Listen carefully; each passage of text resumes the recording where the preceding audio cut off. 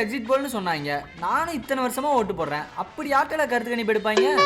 என்னால வளருத இல்ல ஒரு மீம் பார்த்தேன். அதான் கோடி மீடியா கேடி மீடியம் ப்ரூவ் ஆயிடுச்சு. டெஃபினெட்லி. சரி, பதவியேற்பு ஃபங்க்ஷன் பார்த்தியால? எது பிஎம்ஏ ஆயிட்டாரா? அட பாவி, 3.1 சொல்லிட்டு திரியிறானுவ. தெரியலையே. ஒரு காலத்துல செங்கோல் பிடிச்சிட்டு வந்த மனுஷன் ஆமல இப்போ அரசியல் சாசனத்தை தொட்டுக்கும் போறாரு. அந்த பயம் இருக்கணும்ல.